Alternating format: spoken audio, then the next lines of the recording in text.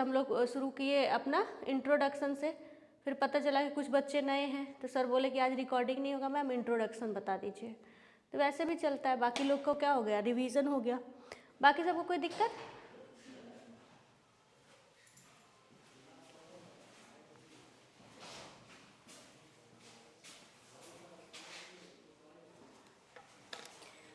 क्योंकि पिछले बार स्वाइल खोज रहे थे तो मिल ही नहीं रहा था, इसलिए हम बोले कि यहीं पे टेस्ट दे दो, है ना, ये अपना ला करके दे देंगे। देखिए ये हो गया मालवा, बुंदेलखंड, बघेलखंड। बघेलखंड से जब आगे बढ़िएगा तो यहाँ पर कौन सा है, छोटा नागपुर प्लेट्यू। यहाँ पर एक और माउंटेन है, यहाँ पर एक और माउंटेन आपको मिलेगा जो बाउंड्री क्रिएट करता है, जिसका नाम है राजमहल हिल्स। ठीक है, यहाँ पर एक और, ये लास्ट छोर जो है, यहाँ पर एक और आपको माउंटेन मिलेगा जिसका नाम है राजमहल हिल्स। ठीक है, तो ये इसका नाम है अरावली, इसका नाम है विंध्या, इसका नाम है राजमहल हिल्स। ठीक है, यहाँ विंध्या के जस्ट नीचे रेड कलर का आपको दिखाई दे रहा है, ये है ये जो है ना, ये माउंटेन का नाम है सतपुड़ा। सतपुड़ा, ये सतपुड़ा माउंटेन है। और यहाँ से एक रिवर ऐसे दिखाई दे रहा है आपको, ये है नर्मदा। ठीक है, तो विंध्या और सतपुड़ा के बीच में जो रिवर बढ़ता है वो है सतपुड़ा। अभी हम फिगर भी बनाएंगे, सिर्फ समझाने के लिए लिख रहे हैं। ठीक है, 3 माउंटेन ऐसे आपको दिखाई देगा। और भारत की 2 ही नदियां हैं जो पश्चिम की ओर बहती है, मात्र 2 ही नदियां हैं जो पश्चिम की ओर बहेगी। ठीक है, इस तरीके से ये निकला, इस तरीके से एक और निकलेगा। तो ये वाला जो पर्वत है इसका नाम आपको मिलेगा, ये वाला जो है इसका नाम है विंध्य। विंध्य है ये, विंध्य। ये वाला जो है इसका नाम है सतपुड़ा। ठीक है, सतपुड़ा। तो विंध्य और सतपुड़ा के बीच में जो ये नदी है ना, इसका नाम है नर्मदा। ठीक है, और सतपुड़ा के बाद यहाँ पर एक नीचे है, ये अजंता है, अजंता की पहाड़ी है। ठीक है, और यहाँ पर एक और पहाड़ी है जो सतपुड़ा का ही पार्ट है। तो यहाँ पर सतपुड़ा रेंज में 3 पहाड़ियाँ आती है। अभी मैं इस तरीके से ही लिख देती हूँ, और तीनों को भी, क्योंकि मुझे तो सतपुड़ा लिखवाना ही है, तो सतपुड़ा, महादेव और मैकाल में अलग से लिखवाऊंगी। तो ये जो सतपुड़ा के दक्षिण से बहती है, इसका नाम आपको है, ये जो नदी आपको दिखाई दे रही है ग्रीन कलर का, ये वाली, ग्रीन नहीं पर्पल से बनाया है, ये जो नदी है ये है ताप्ती। ये जो नदी है उसका नाम है ताप्ती। अभी मैं प्लेट्यू बनाऊंगी, बस अभी अब मैं मैप पे दिखा रही हूँ। ठीक है, कि जितना रेड कलर वाला शो कर रहा है सब का सब क्या है, माउंटेन है। ठीक है, तो विंध्य और सतपुड़ा के बीच में जो बहता है वो है नर्मदा, और सतपुड़ा के बीच में जो बहता है वो है ताप्ती। ठीक है, और यही 2 मात्र नदियां हैं जो कि पश्चिम की ओर प्रवाहित करती है। तो 70th बीपीएससी में एक क्वेश्चन भी पूछा, 4 नदियों का नाम दे दिया। ठीक है, 70th बीपीएससी का ये क्वेश्चन है, 70th बीपीएससी का क्वेश्चन है, 4 नदियों का पूछा कि इनमें से क्वेश्चन है ये इस बार वाला, इनमें से 13 तारीख वाला, इनमें से कौन सी नदी अलग है। ठीक है, और 4 नाम दिया, ए बी। सोचिए कितना इजी क्वेश्चन आप लोग को दे रहा है। ठीक है, नाम दिया आपको दामोदर, नर्मदा, गोदावरी, कृष्णा। इस तरीके से आपको 4 नाम दिया। ठीक है, तो आप लोग को उसी समय सोचना चाहिए था कि भारत नदियों का देश है, 400 से भी अधिक मुख्य नदियाँ यहाँ बहती है। ठीक है, तो भारत में ना ये वाला जो ढलान है ना, ये नीचे है, पूर्वी जो ढलान है भारत का ये नीचे है। इसकी वजह से क्या है कि जितनी भी नदी कहीं से भी निकलती है ना, सब जा कर के गिरती है बंगाल की खाड़ी में। ठीक है, पूर्वी ढलान के कारण, ये भी रीजन पूछा हुआ कि क्यों गिरती है, तो पूर्वी ढलान के कारण याद रखिएगा का कारण है। मैं यहाँ थोड़ा सा साफ करके लिख दूँ क्योंकि ये भी क्वेश्चन बनेगा, ये भी क्वेश्चन बनने वाला है, इसलिए यहाँ पे थोड़ा मैं लिख दूँ। जो चीज़ जो मैं बोल रही हूँ उसको लिखिएगा, क्योंकि नोट्स तो मैं ऐसे भी दे देती हूँ। आज मैं पूरा का पूरा जनजाति का नोट्स लाई हूँ, भारत और इंडिया दोनों का। पूर्वी ढलान के कारण भारत की सभी लगभग लगा देती हूँ, लगभग सॉरी चाहिए।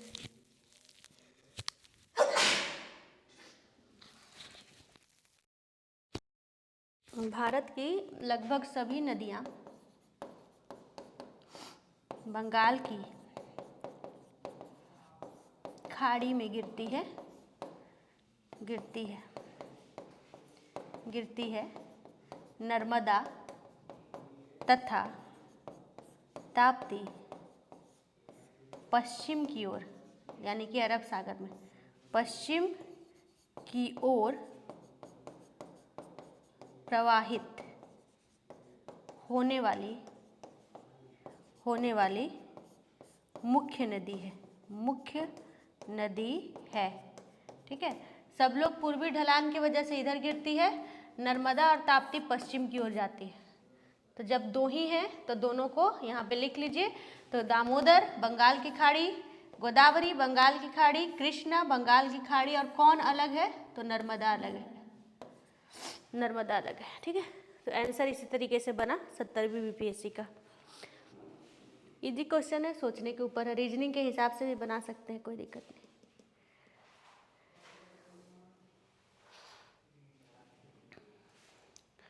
जो भी एक्स्ट्रा फैक्ट करवा रहे हैं ना, जैसे पिछले बार केमिस्ट्री वाला करवाए थे, फॉरेस्ट रिपोर्ट का वादा किए थे, तो आज फॉरेस्ट रिपोर्ट का वीडियो बना देंगे। ठीक है, एक चीज़ और आप लोगों के लिए हम शुरू किए हैं, फ्री ऑफ कॉस्ट वाला जो चीज़ है, क्योंकि एक ही दिन क्लास है और मैं चाहती हूँ काफ़ी अच्छे से आप लोग करें। ठीक है, तो लाइव जो करती हूँ, क्योंकि फिर ऑफिस रहता है, तो 9 बजे 8 बजे मैं घर चली जाती हूँ, 9 बजे। ठीक है, लाइव आप लोगों के लिए 10-15 मिनट का क्विज रहेगा। ये क्विज लाइव का है जो आप लोगों को मैं दे रही हूँ। ठीक है, उससे क्या होगा कि जैसे कि जो ग्रुप है आप लोग का, टेलीग्राम पे भी सब जुड़ ही गए होंगे पीसीएस प्रेप वाले से, तो उसमें क्या करेंगे कि एक रात पहले, जैसे आज का जो है ना सिविल कोड वाला जो हुआ था ना, जीएस का सिविल कोड का पेपर हुआ था पिछले संडे, उसको पूरा जीएस करवा देंगे, क्योंकि उसी लेवल का तो बीपीएससी भी पूछ रहा है ना। उसके बाद अगले बार क्या करेंगे कि 70वीं बीपीएससी का करवा देंगे। ऐसे मंडे से फ्राइडे तक जो है ना वो क्विज के रूप में चलेगा। आप लोग को कुछ नहीं करना है, जैसे आज एग्जाम्पल दिखा देते हैं। इंडस वैली सिविलाइजेशन का अच्छा क्वेश्चन 30 क्वेश्चन हम बना दिए। ठीक है, अब आप लोगों को क्या करना है कि लाइव जब भी क्विज चलेगा आप लोग को भी आंसर देना है जिस तरीके से वो बाकी सब देता है। ठीक है, उससे क्या हुआ कि देखिए, मास्टर कोर्स या जो कोर्स भी होता है वो तो मतलब 2 घंटा का 3 घंटा का, पहले भी ज्योग्राफी का बना के आप लोगों को दिए। तो जो ज़्यादा जो अटेंटिव रहता है वो मास्टर कोर्स बैठ के देख लेता है, लेकिन 15 से 20 मिनट रोज़ निकालना बहुत आसान है, वो भी कब? जब टीचर सामने रहे। ठीक है, पूरे दिन में से 1-2 घंटा निकाल करके आपको चैप्टर पढ़ लेना है। अब आप चाहे बुक से पढ़ें या अगर आप वीडियो से कंफर्टेबल है तो वीडियो से पढ़ें, जिस भी टीचर से कंफर्टेबल है उस टीचर से पढ़िए। ठीक है, हर रात 9 बजे आपको लाइव आ जाना है और वो टेस्ट को लगाना है।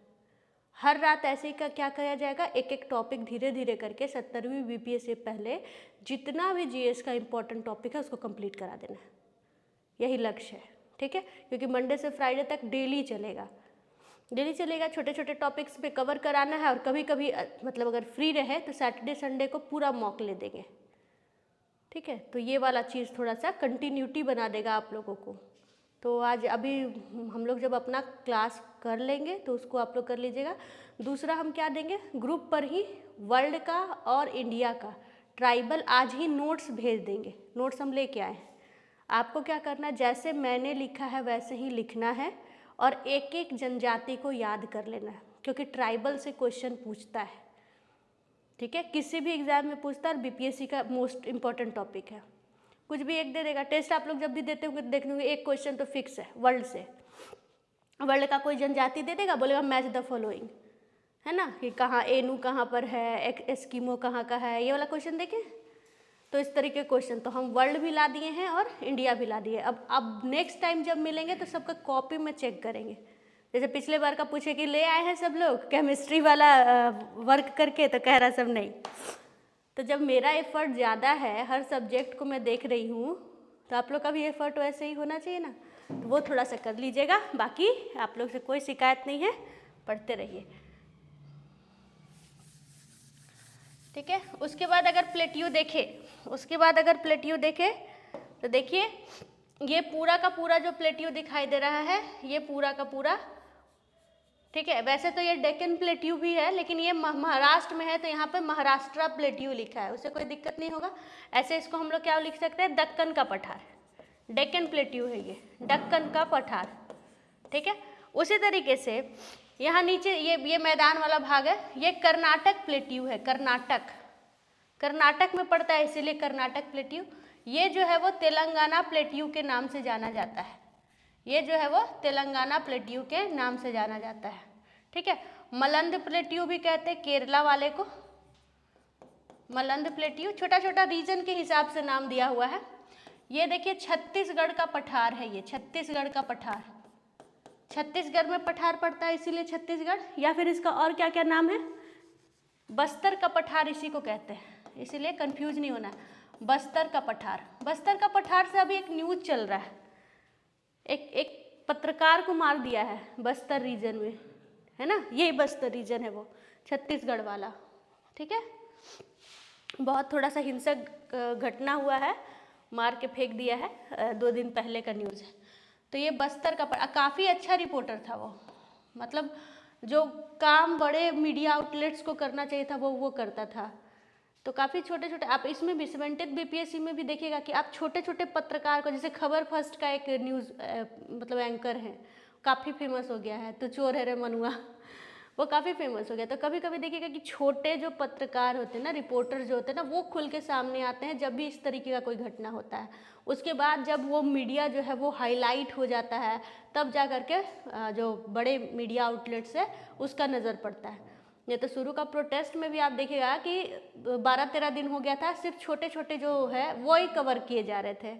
फिर पीके का एंट्री होता है तो आप देखिएगा कि सारे लोग ज़्यादातर फोकस है। और हम लोग जैसा लोग ना छोटा पत्रकार को ही देख रहा था, क्योंकि एकदम ग्राउंड रिपोर्टिंग वही लोग करता है। और अब जा करके जब इतना चीज़ें हुआ है तो अब देखिएगा कि बहुत सारे लोगों का कम हुआ होगा, अब इंटरेस्ट कम हो रहा है। हाँ, नेशनल न्यूज़ बन गया है, ठीक है। तो अब तो सब जगह चल रहा है। अब पॉलिटिशियंस का एंट्री हो गया है ना, और अब सीधे सीधे फैसला कोर्ट पे है, क्योंकि जो चीज़ सबको लगता था कि नीतीश कुमार के पास जाएगा तो कम हो जाएगा, वो सब कुछ अब होने वाला नहीं है। सीधे सीधे कहाँ चला गया है कोर्ट। जो आज तो सुप्रीम कोर्ट में हेयरिंग भी है, सुप्रीम कोर्ट में है आज, ये हाई कोर्ट में भी फाइल होगा। क्योंकि सुप्रीम कोर्ट का तो सीधा डिसीजन रहेगा ना, हाई कोर्ट में भेज देगा वो, पहले हाई कोर्ट देखेगा तभी तो सुप्रीम कोर्ट देखेगा। तो वो सारा मैटर वो ले लेगा, जो ह्यूमन राइट्स वाला जो मारा है, वायलेशन किया है, और जो ये वाला मैटर है बीपीएससी वाला, सीधे सीधे किधर दे देगा, हाई कोर्ट की। हाई कोर्ट से पहले लेके आइए, क्योंकि उन लोगों को कुछ पता नहीं होता है। सुप्रीम कोर्ट का जज अलगे नशा करके सोया रहता है। इतना देर हम लोग इतना जो पॉलिटी पढ़ा है, इतना जो कि सुओ मोटो ले लेना चाहिए था, स्वतः संज्ञान, कहाँ सोया हुआ था सब। तो पूरा देश जल रहा है और जल जाएगा, अब पता चलेगा कोर्ट में विंटर वेकेशन है ना, सबसे ज़्यादा ठंडा वहीं लग रहा है उन लोग को। तो ये थोड़ा सा है जुडिशियरी, इसलिए जो सब जुडिशियरी से जाने से पहले डरता है कि एग्जीक्यूटिव में ही, लेजिस्लेटिव में ही मामला फरिया जाए। पॉलिटिशियंस के बाद में जाएंगे तो एक ही बार बोलेगा ना कि हाँ कैंसिल हो रहा है, तो क्या होता है कि सब लोग को लगता है अच्छा शाम तक नोटिस हो जाएगा, जल्दी हो जाता है, त्वरित। अब कोर्ट के पास क्या है, पहला तो भावनाओं पे फैसला नहीं सुनाता, उसको एविडेंस चाहिए। वो कितना भी इतना मारपीट कुछ हुआ वो देखिएगा, अगर सुप्रीम कोर्ट तक पहुंच गया, तो एक जो फंडामेंटल राइट्स वाला जो बात कह रहा है ना, उसी पे संज्ञान ले सकता है।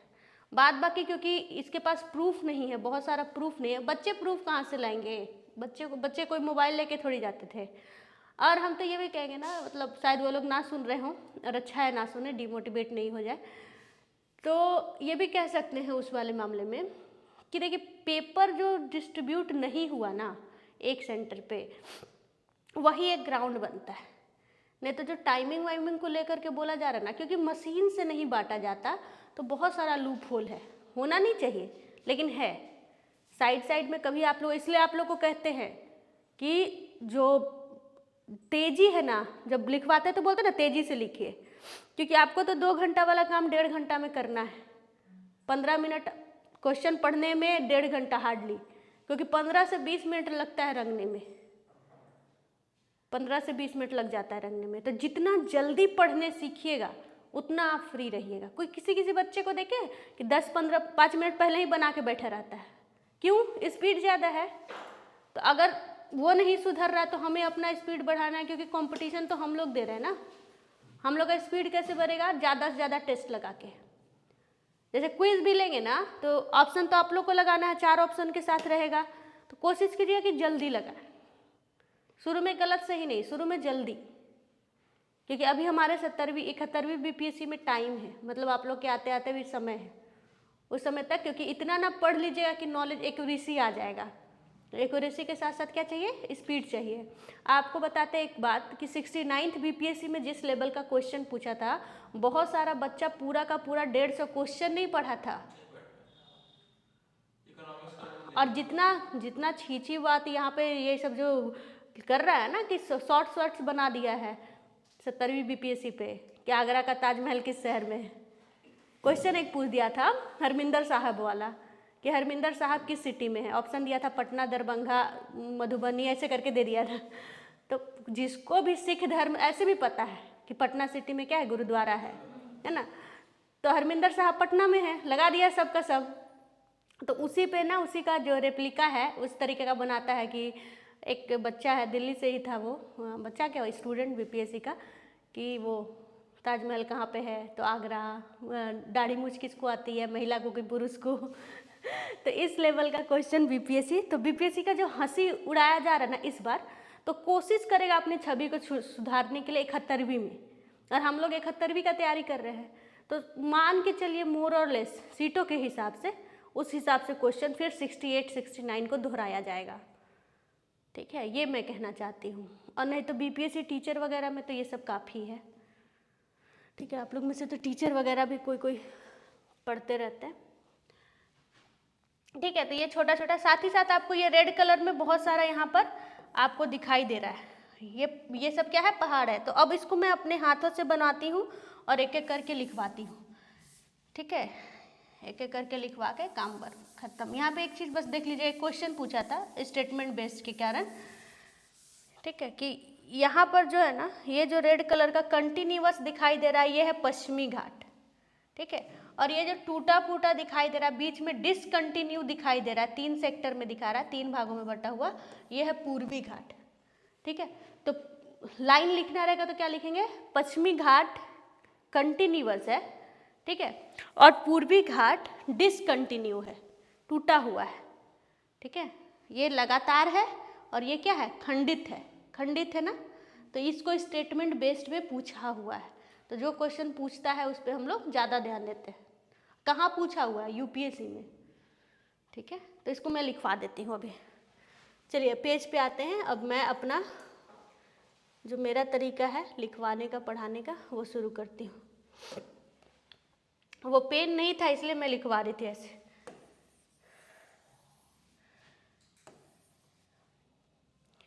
यहाँ मैंने लिखवाया था अरावली, उस दिन अरावली लिखवा चुकी थी। अरावली पश्चिमी राजस्थान में है, भारत के 4 राज्यों में है, लिखवाया था ना। अरावली लिखवा दिया था, अरावली। ठीक है, अरावली के दक्षिण में और विंध्य के उत्तर में ये है विंध्यन माउंटेन। इसका नाम क्या है? विंध्यन माउंटेन। तो पहले माउंटेन ही खत्म कर देते हैं। दूसरा नंबर कौन है? विंध्य, विंध्य पर्वत। तो विंध्य पर्वत में क्या क्या लिखेंगे कि विंध्य पर्वत लिखिए, पहले पर्वत को हटा देते हैं तब पठार पे आ जाएंगे। विंध्य पर्वत भारत को 2 भागों में बांटती है।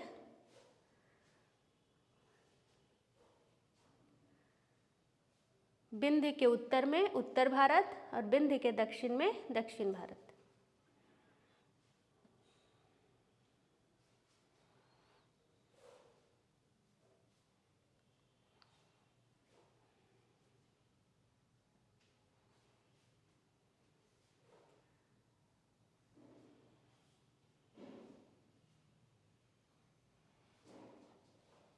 बिंदी के, अब लिखिए नीचे सतपुड़ा। पहले माउंटेन हटा देते हैं। बिंदी के यहाँ पे दक्षिण में यहाँ पर एक और माउंटेन देखिएगा जिसका नाम है सतपुड़ा माउंटेन। सतपुड़ा, सतपुड़ा पर्वत। सतपुड़ा पर्वत ना 3 भागों में, 3 टुकड़ों में आपको दिखाई देगा। यहाँ पे 1, 2 और यहाँ पर ये जो तीसरा बनाया मैंने ये 3 है, ठीक है। इसलिए नर्मदा जो है ना इधर नहीं गिर जाती, यहाँ पर ना ब्लॉकेज है। नर्मदा का इधर जाने का सबसे बड़ा रीजन है, ये कौन सा नदी है? नर्मदा, ठीक है। नर्मदा जो है ये सतपुड़ा से निकलती है, ठीक। सतपुड़ा में 3 पर्वत है, एक का नाम है सतपुड़ा, ये पूरा माउंटेन रेंज का पर्वत श्रृंखला का नाम सतपुड़ा है, सतपुड़ा श्रृंखला, सतपुड़ा पर्वत श्रेणी। इसमें 3 आता है, एक है सतपुड़ा पर्वत, एक है महादेव पर्वत और एक है मैकाल पर्वत, एक है मैकाल पर्वत। ये तीनों ही सतपुड़ा का ही भाग है, ठीक है। सतपुड़ा पर्वत एमपी में है पूरी तरीके से, महादेव पर्वत मध्य प्रदेश में है पूरी तरीके से और मैकाल पर्वत छत्तीसगढ़ में है। छत्तीसगढ़ जो है वो मध्य प्रदेश से ही अलग हुआ है, छत्तीसगढ़ जो है वो मध्य प्रदेश से ही अलग हुआ है, ठीक है।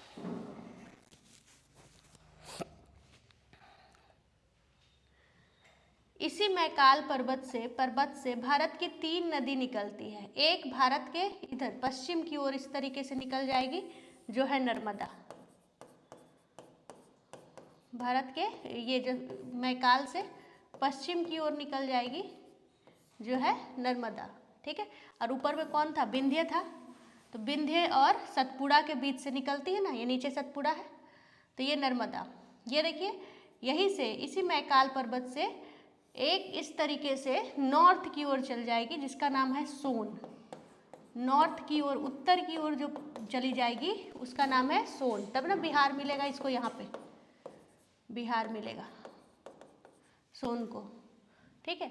और इसी मैकाल से एक पूरब की ओर चली जाएगी एक धारा जिसका नाम है महानदी, महानदी, महानदी, महानदी, ठीक है। आगे बढ़ जाएगी महानदी। तो इसी मैकाल से 3 भारत की 3 नदियां निकलती है, पश्चिम की ओर नर्मदा, उत्तर की ओर सोन और पूरब की ओर महानदी। इसको लिख लीजिएगा। तो तीसरा हम लोग लिख रहे हैं सतपुड़ा के बारे में, सतपुड़ा। और सतपुड़ा में 3 आता है, तीनों का जगह लिखिएगा। जैसे एक बार सिंपल क्वेश्चन पूछा है कि महादेव पर्वत कहाँ है, आपको लिखना था मध्य प्रदेश। एक बार सिंपल क्वेश्चन पूछ दिया कि महादेव पर्वत कहाँ है, तो मध्य प्रदेश आंसर था। तो जो क्वेश्चन पूछा है वो पूछना जाता है।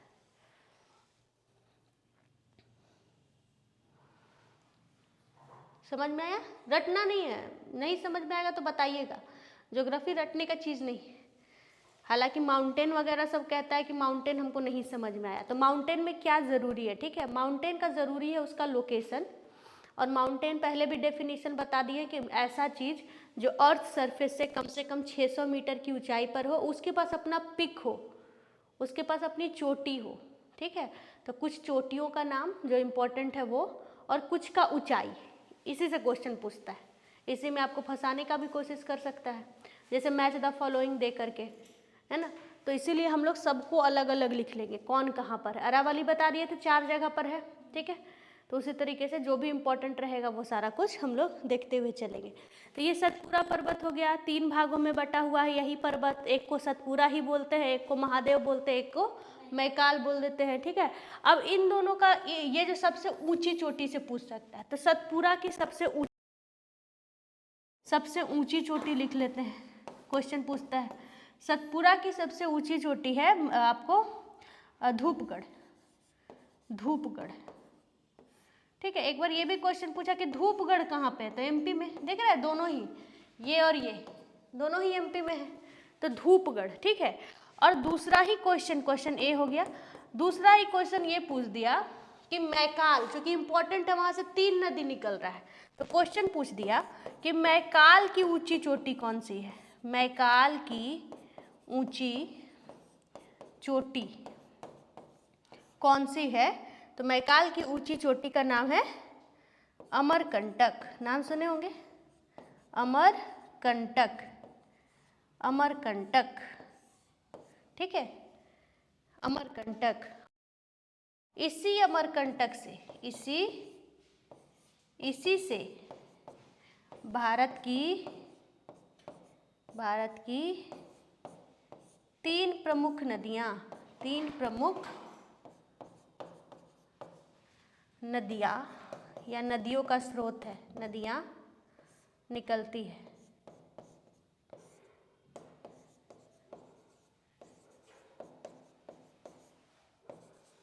निकलती है। बाकी तो यहाँ लिखे हुए हैं, आप लोग भी बाकी इस तरीके से लिख लीजिएगा। अमरकंटक के उत्तर से कौन, उत्तर से सोन, पश्चिम से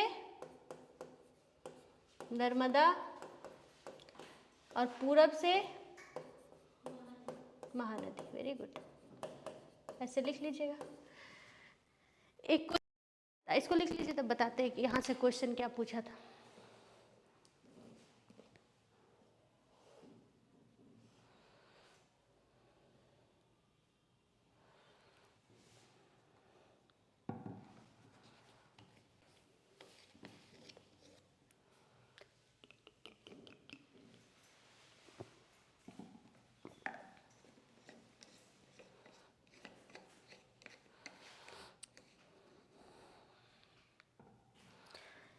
यहाँ एक चीज देख रहे हैं आप लोग, यहाँ भारत से निकल रहा है और भारत में ही गिर जा रहा है।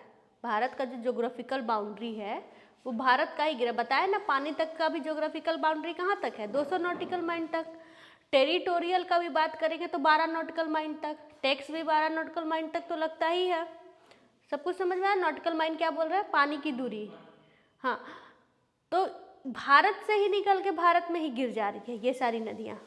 तो एक क्वेश्चन पूछा कि कौन अलग है, जैसे एक क्वेश्चन अभी बताए थे ना, जो 17वीं बीपीएससी में पूछा था कि कौन अलग है, वैसे ही एक क्वेश्चन पूछा कि दिए गए में से कौन अलग है, और उसमें जो ऑप्शन बनाया था ना, दिए गए में से कौन अलग है, ठीक है, कौन अलग है। देखिए कैसे सोचना है, मैं बस वो सिखा रही हूँ कि क्वेश्चन जब भी पूछेगा, क्योंकि एक बार प्रैक्टिस रहेगा ना तो आप वैसे ही सोचिएगा। ऐसे पूछा कौन अलग है, और ऑप्शन दिया हुआ था, क्योंकि ये भारत की ही नदियाँ हैं, देखिएगा। तो यहाँ पर भी ऑप्शन नर्मदा, ठीक है, ब्रह्मपुत्रा,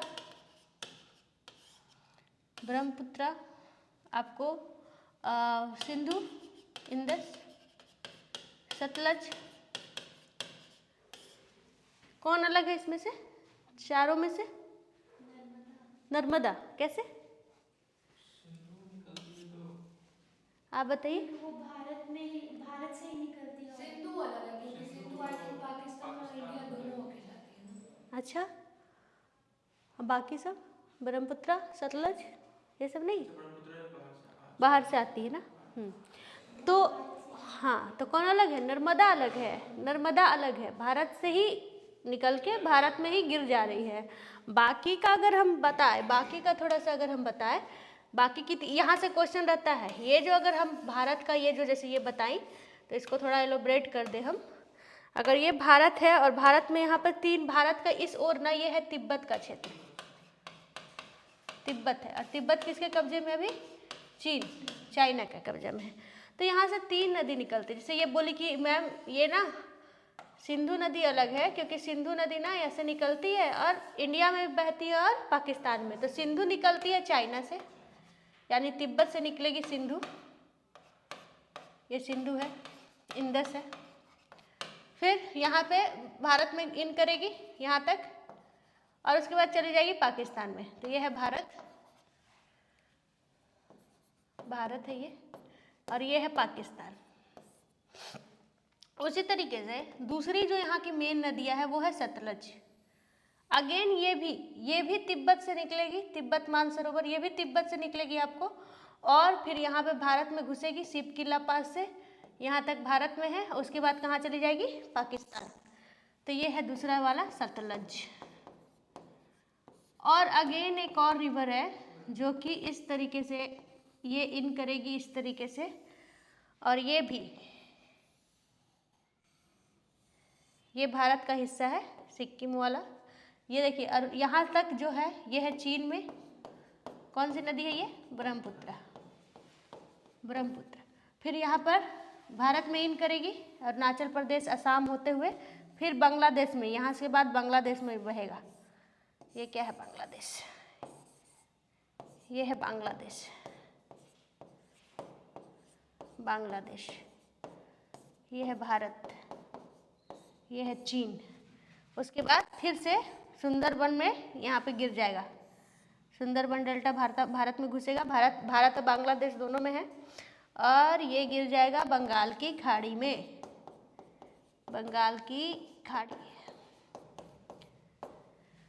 तो भारत की 3 ही ऐसी नदी आपको दिखाई दे रही है जो भारत से नहीं निकल रही है। उसके अलावा कोई भी, अगर नर्मदा की जगह गोदावरी पूछा होता, जो कि पूछा भी है एसएससी सीजीएल में इस बार, तो भी वो गोदावरी अलग हो जाता।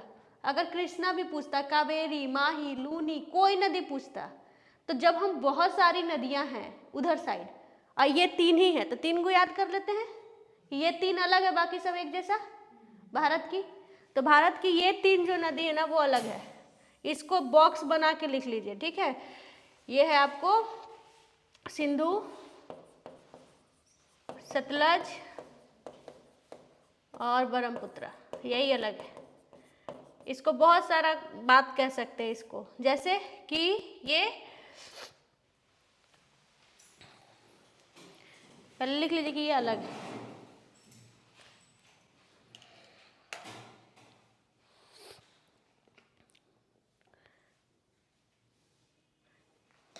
ये कैसी है? ट्रांस हिमालयन रिवर है। ट्रांस हिमालयन, ट्रांस हिमालयन नदी है ये तीनों, इसीलिए अलग है, ठीक है। एक वर्ड अगर हम दे दे क्यों अलग है, VVI।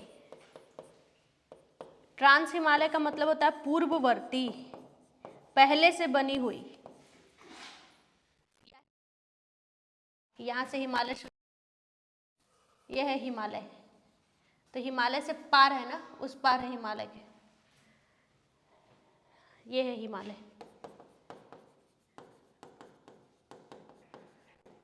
फिगर उगर बनाते चलिएगा, मेंस में काम आएगा। मेंस में अलग से थोड़ी पढ़िएगा। मेंस में जीएस पेपर 2 में नंबर नहीं देता है, क्योंकि अच्छे से लिखा नहीं जाता है, ना पॉलिटी ना ज्योग्राफी। दोनों भी अच्छे से लिखिएगा तो साइंस और टेक का 2 क्वेश्चन आता है जो पहले से प्रिडिक्टेबल होता है। करेंट अफेयर मिला मिला के लिख दिया जाता है, ठीक है। तो अभी से तैयारी रखिएगा मेंस का भी। खराब ही बने, मैप बनना चाहिए। मैप को हमेशा ऐसे घेर देना है, वहाँ पे भी पेपर में, जैसे जो भी चीज़ शो कर रहे हैं ना, इसको क्या करना है, इस तरीके से बॉक्स के अंदर रखना है। इधर से लिखते रहिएगा, फ्रेश रखिएगा, बाकी सब काम हो जाएगा।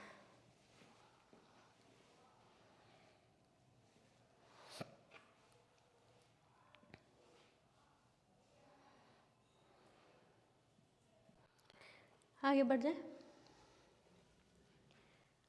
बढ़ जाए।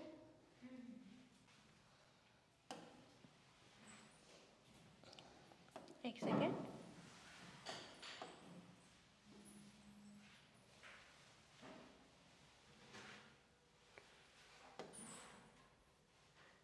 कहाँ क्या क्या लिखवा दिए जी? अरावली लिखवा दिए, विंध्य लिखवा दिए, सतपुड़ा लिखवा दिए, वो वाला पेज नहीं दी।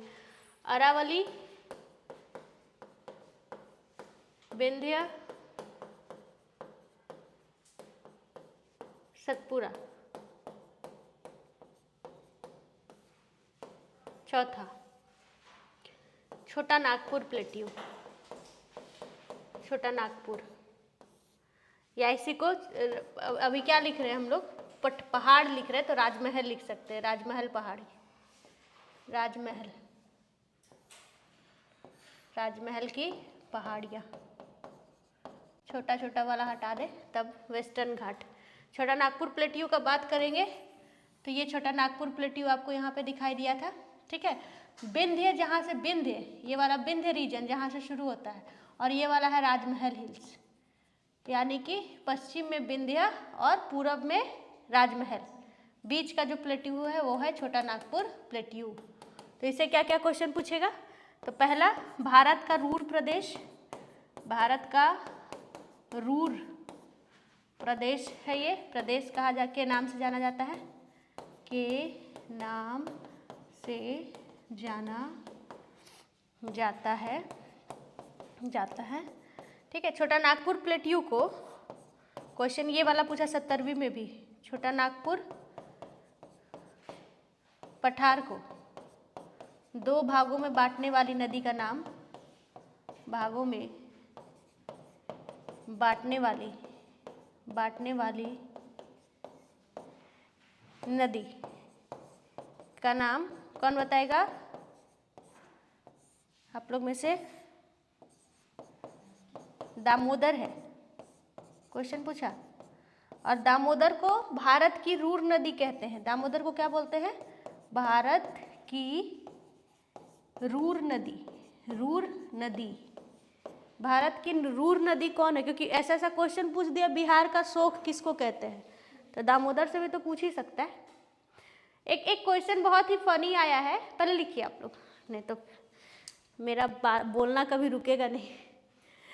ये क्वेश्चन आया, वो क्वेश्चन आया।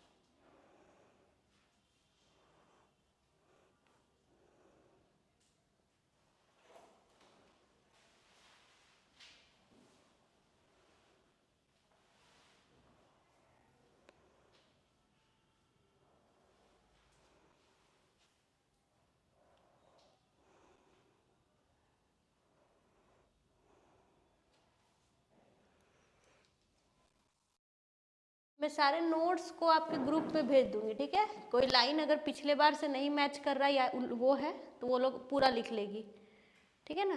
ग्रुप में है ना आप? वो यहाँ वाले ग्रुप में, मेन ग्रुप जो यहाँ का है। नहीं तो इन लोगों में से किसी को नंबर दे दीजिएगा, डाल देगा आपको ग्रुप में, उसी में सारा नोट्स दे देंगे हम। नहीं तो हम मुझे दे दीजिएगा, मैं डाल दूंगी नंबर, ठीक है।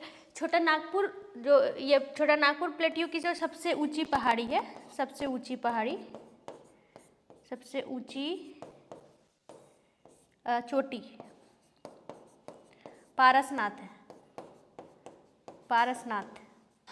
और पारसनाथ कहाँ है? गिरिडीह, गिरिडीह झारखंड। हाँ बता देते हैं, लिख लिए, ये लिख लीजिए, बता देते हैं, सबको समझा देते हैं।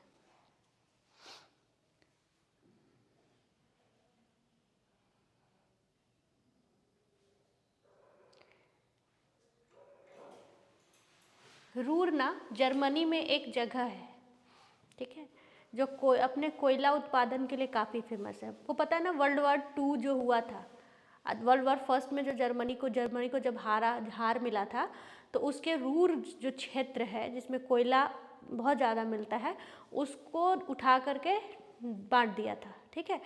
तो उसकी वजह से जो हिटलर जो आया दोबारा, तो बताया कि हाँ किस तरीके से देश में, जैसे हम लोग दादा भाई नौरोजी का पढ़ते ना, ड्रेन ऑफ वेल्थ थ्योरी, किस तरीके से हमारा सारा पैसा, हमारा सारा रिसोर्सेज को उठा करके कहाँ ले जा रहा था? यूरोप अपने पास ले जा रहा था, इंग्लैंड ले जा रहा था, जिससे हम लोग गरीब होते जा रहे थे।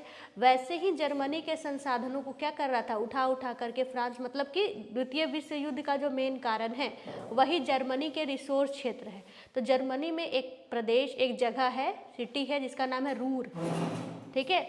और उसमें दुनिया में सबसे ज़्यादा कोयला होता है, अच्छे क्वालिटी का कोयला होता है। तो भारत में जो मिनरल रिच स्टेट है, जो संसाधनों से परिपूर्ण जगह है, वो है झारखंड। और झारखंड जो मुख्यतः सिर्फ झारखंड नहीं है, झारखंड, उड़ीसा और छत्तीसगढ़ वाला जो क्षेत्र है, और ये जो उड़ीसा छत्तीसगढ़ वाला जो एरिया है, या थोड़ा सा some region of West Bengal, ये सब मिलाकर के बनता है छोटा नागपुर, छोटा नागपुर का पठार। ठीक है।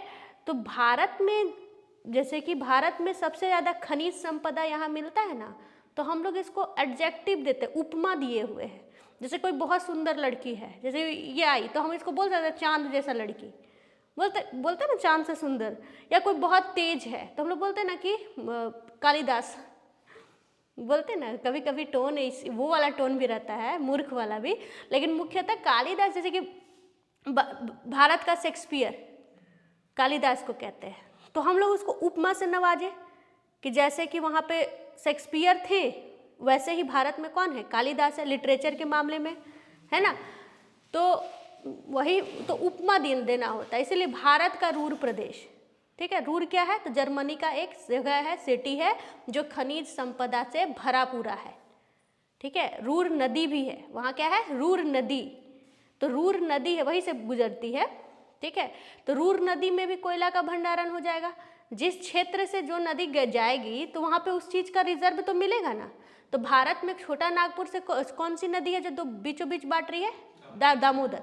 तो दामोदर में भारत में सबसे ज़्यादा कोयला का भंडार है। तो अगर नदी के मामले में पूछेगा कि रूर नदी बताओ, तो बोलेगा दामोदर है। और बोलेगा रूर प्रदेश बताओ, तो बोलेगा कि छोटा नागपुर प्लेट्यू है। और अगर बिहार, झारखंड, उत्तर प्रदेश ऐसा क्वेश्चन पूछ दे, तब झारखंड, क्योंकि ज़्यादातर हिस्सा झारखंड में जाता है। लेकिन ऐसा नहीं है कि छोटा नागपुर का मतलब सिर्फ और सिर्फ झारखंड। छोटा नागपुर का पठार में कौन कौन से भारत के स्टेट शामिल है, झारखंड, ठीक है, सम पार्ट ऑफ पश्चिम बंगाल, थोड़ा सा हिस्सा पश्चिम बंगाल का कुछ हिस्सा, ठीक है, उड़ीसा, और थोड़ा सा पार्ट छत्तीसगढ़ का। ऐसे समझ लीजिए, जहाँ जहाँ आपको मिनरल स्टेट दिखाई दे रहा है सब छोटा नागपुर, जहाँ जहाँ आपको मिनरल स्टेट दिखाई दे रहा है भारत का, सब छोटा नागपुर पठार है।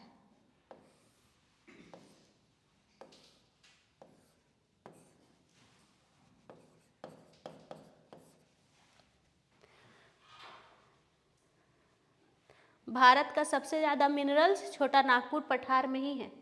जैसे भारत का सबसे ज़्यादा सोना कर्नाटक में है, कर्नाटक प्लेट्यू में, वैसे भारत का सबसे ज़्यादा जो कोयला क्षेत्र है, जो भी मिनरल्स वाला क्षेत्र है, धात्विक और अधात्विक पढ़े ना, मेटल और नॉन मेटल, तो जितना कोयला है, बॉक्साइड है, ठीक है, ये सारे रिसोर्सेज है, माइका है, सब चला जाएगा कहाँ पे, छोटा नागपुर प्लेट्यू, छोटा नागपुर प्लेट्यू। चाहे आप उड़ीसा में देख लीजिए, चाहे आप झारखंड में देख लीजिए, लेकिन पठार तो सेम ही है, छोटा नागपुर का पठार।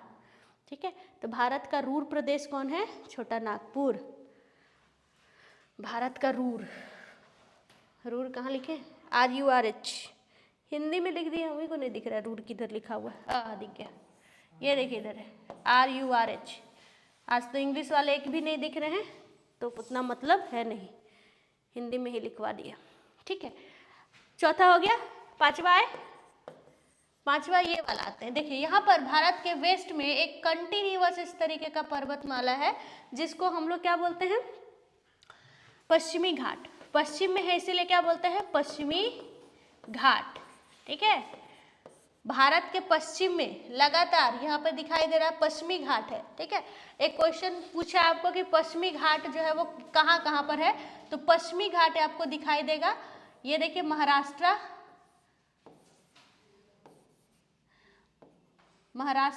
बीच में गोवा भी पड़ जाएगा, गोवा, ठीक है, उसके बाद कर्नाटका पड़ जाएगा, उसके बाद क्या पड़ जाएगा, केरला, दिखाई दिया, और थोड़ा सा पार्ट गुजरात वाला भी है, लेकिन क्योंकि क्वेश्चन पूछ दिया इसीलिए, नहीं तो हम लोग गुजरात को शामिल नहीं करते। गुजरात को शामिल, अरावली गुजरात लिखवाए है ना, तो इसीलिए हम लोग शामिल नहीं करते, लेकिन क्वेश्चन पूछ दिया। उसमें क्वेश्चन ऐसे पूछता, देखिए कभी कभी दिमाग खोल के आप लोग बनाइएगा सेट, जो जेन्युइन फैक्ट्स है वही टीचर लिखवाता है। कभी कभी क्वेश्चन का जो सेटर है ना वो पागल होता है, जैसे इस बार किया 4 तारीख वाले एग्जाम में। 4 तारीख वाले एग्जाम में क्या किया है, पूछा है कि कर्क रेखा कहाँ से गुजरती है, कर्क रेखा कहाँ से गुजरती है, कर्क रेखा कहाँ से गुजरती है। तो मैंने बताया ना कि भारत के 8 राज्यों से गुजरती है, भारत के 8 राज्यों से होकर गुजरती है,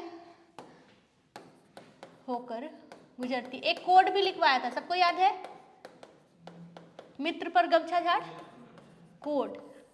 एक कोड लिखवाया मैंने, मित्र पर गमछा झाड़, और इसके बाद इस कोड को मैंने डिकोड किया आप लोगों के लिए कि याद रखिएगा कि मी से मिजोरम, ट्र से त्रिपुरा, पी से पश्चिम बंगाल, आर से राजस्थान, जी से गुजरात, एम से एमपी, छ से छत्तीसगढ़ और झ से झारखंड। ये मैंने लिखवाया, जो जो नहीं लिखा है नया बच्चा लिख लेगा। और 70वीं बीपीएससी में पूछ क्या दिया, मैं क्यों बोल रही हूँ कि पागल होता है, ए बी 3 और 4, ठीक है, ऐसे क्वेश्चन पूछा। मुझे जो याद है, हो सकता है कि ऑप्शन इधर उधर हो, लेकिन मोटिव वही है, ठीक है। क्वेश्चन पूछा उड़ीसा, उड़ीसा, ठीक है, फिर पूछता है बिहार, ऑप्शन दिया, फिर बिहार, ऑप्शन दिया महाराष्ट्र, ऑप्शन दिया कोई भी एक डाल देते हैं जो कि हो मुझे, क्योंकि ऑप्शन याद नहीं है, त्रिपुरा, ऑप्शन याद नहीं है इसलिए ये 2 मैं कोई भी डाल दी। उड़ीसा बिहार था उसमें ऑप्शन।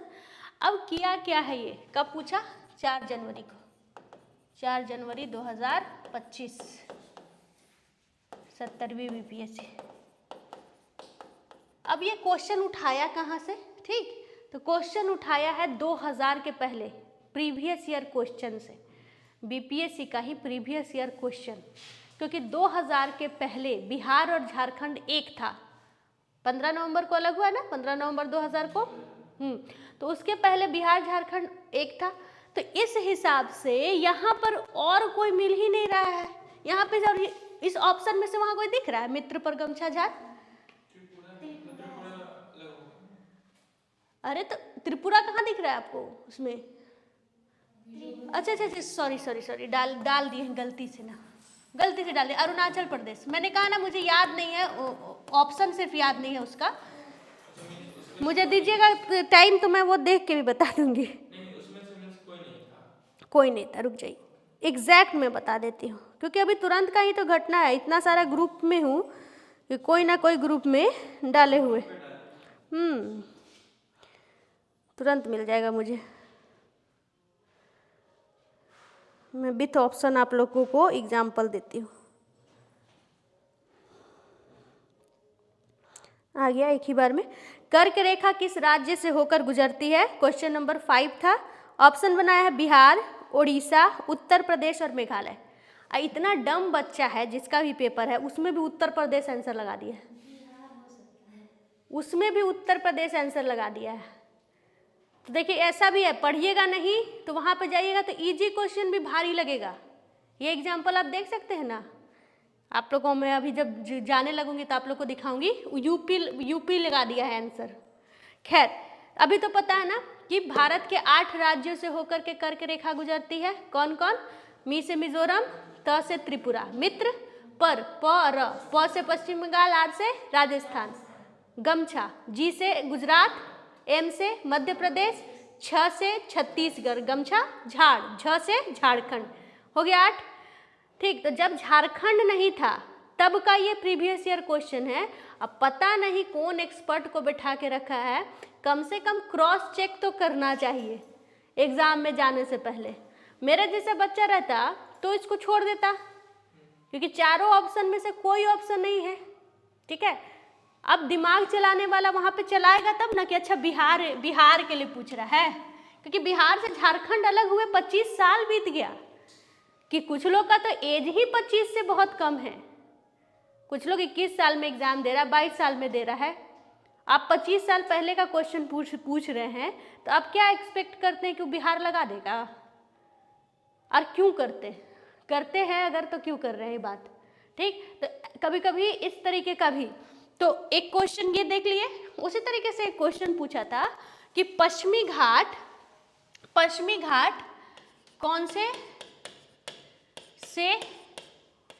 कौन से प्रदेश में नहीं है,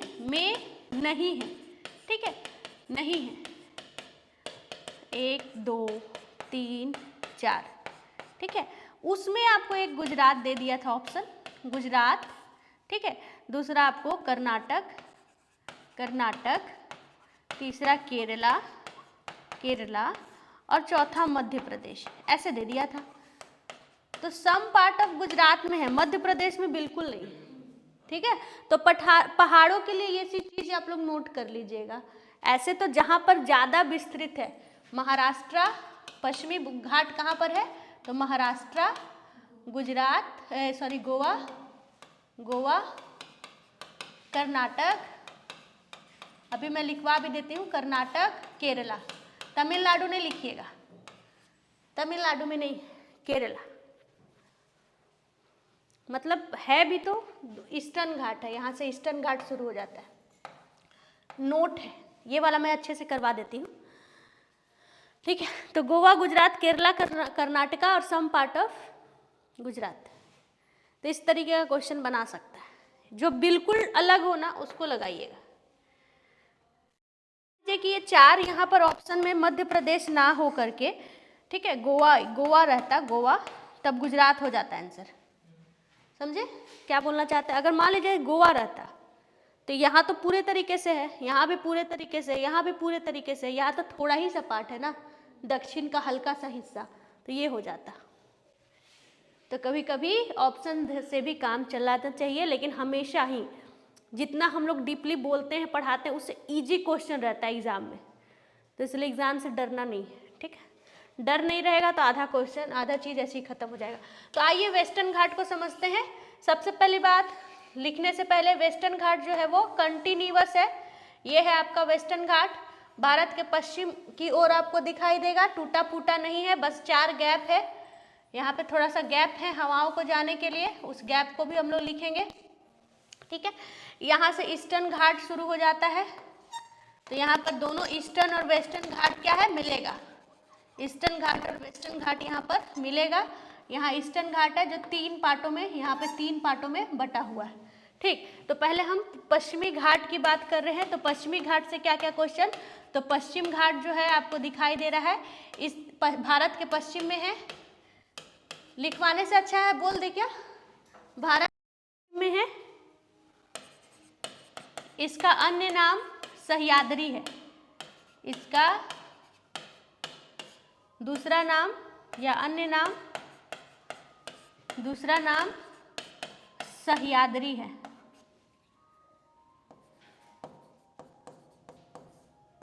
सह्याद्री है, ठीक है। गोवा के पास लिखिएगा, गोवा के पास 16 डिग्री अक्षांश, गोवा के पास या गोवा से 16 डिग्री अक्षांश सह्याद्री को 2 भागों में बांटता है।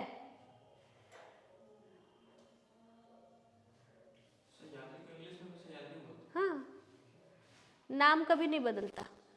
माय नेम इज स्वाति, मेरा नाम स्वाति है। आप इंग्लिश में हैं? तो अभी हम पूछ रहे थे तो बताए नहीं, तब से हमें 5-6 महीने से हिंदी में पढ़ रहे तो थोड़ा बहुत हिंदी। हाँ, सह्याद्री है, ठीक है। गोवा के पास क्या है, गोवा डिवाइड करता है 2 भागों में सह्याद्री को, ठीक है। ये मान लीजिए ये गोवा है, तो 16 डिग्री लैटिट्यूड इसको 2 भागों में बांटेगा। ऊपर वाले हिस्से को कहेंगे नॉर्दर्न सह्याद्री, उत्तरी सह्याद्री, नॉर्दर्न सह्याद्री है ये, और 16 डिग्री ये नीचे वाला, इसको हम लोग कहेंगे सदर्न सह्याद्री, दक्षिणी सह्याद्री,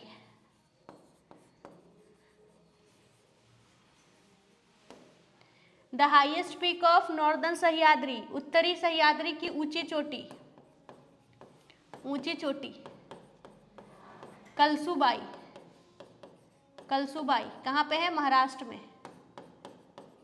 कलसुबाई BAI है। And the highest peak of southern Sahyadri, दक्षिणी की सबसे ऊंची चोटी कुद्रेमुख, कर्नाटक। कुद्रेमुख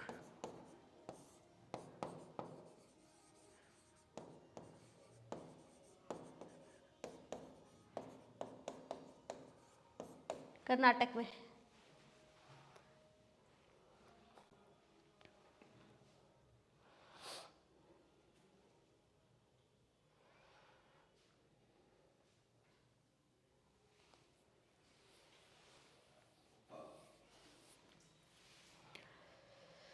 ठीक है, यहाँ जो ईस्टर्न घाट और वेस्टर्न घाट को ये जो माउंटेन जोड़ रहा है, ठीक है, इसी का नाम है नीलगिरी माउंटेन।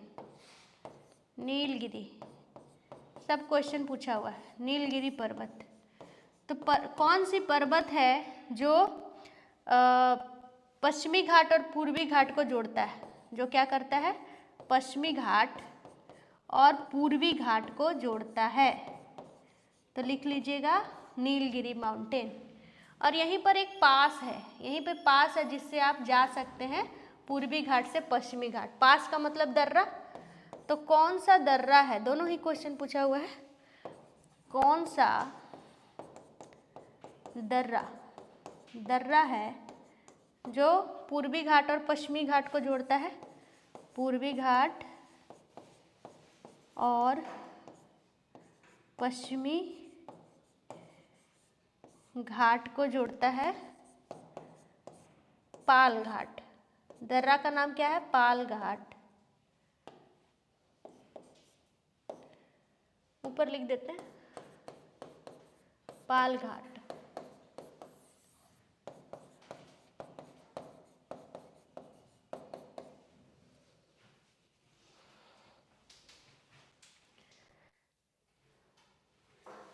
ठीक है, विच पास कनेक्ट्स पश्चिमी घाट एंड पूर्वी घाट। ठीक है, ऐसे answer Pal Ghat. Which mountain? तो नीलगिरी माउंटेन। फिर यहीं पर दो और पहाड़ी है। ठीक है, जैसे ही वेस्टर्न घाट ये खत्म होता है, दो और पहाड़ी इस तरीके से आपको दिखाई देगा। एक ये दिखाई दे रहा है, एक ये दिखाई दे रहा है। ठीक है, ये है अन्नामलाई। इस पहाड़ी का नाम है अन्नामलाई। ठीक है, अन्नामलाई है ये।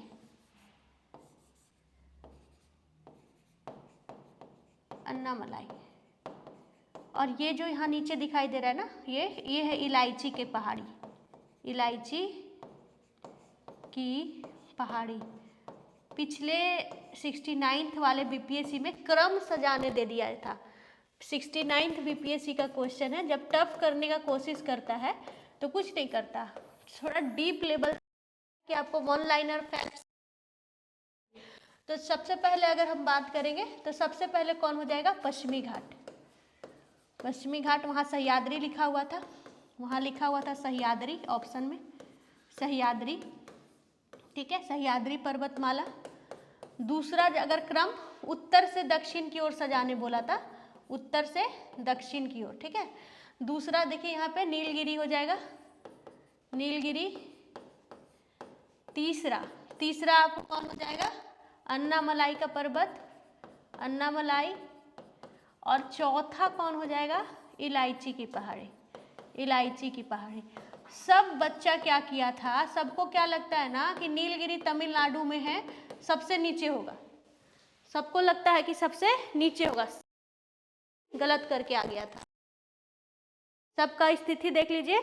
अगर ये भारत का ये हिस्सा बनाएंगे ना, ये वाला हिस्सा थोड़ा यहाँ बना दें हम, तो ये वाला हिस्सा केरला है। कौन सा हिस्सा है? केरला। ये है केरला। और यहाँ से तमिलनाडु, ये पूरा का पूरा हिस्सा जो है ना, ये तमिलनाडु वाला हिस्सा है, शुरू होता है। ये पूरा का पूरा तमिलनाडु है। ठीक है, ये जो दोनों का जो नोट है ना, यहाँ पर है नीलगिरी। देख रहा है? थोड़ा बड़ा बना दो। ये है नीलगिरी। तो नीलगिरी सिर्फ तमिलनाडु में नहीं है, नीलगिरी जो है वो भारत के 3 राज्यों में है। नीलगिरी जो है वो, नीलगिरी क्वेश्चन पूछा है, नीलगिरी भारत के 3 राज्यों में है, 3 राज्यों में है। ठीक है, कौन कौन लिखिएगा। आपको उत्तरी कर्नाटक, केरला और तमिलनाडु, तीनों में है नीलगिरी। हाँ, नीलगिरी की जो सबसे ऊंची चोटी है उसका नाम है डोडा बेटा।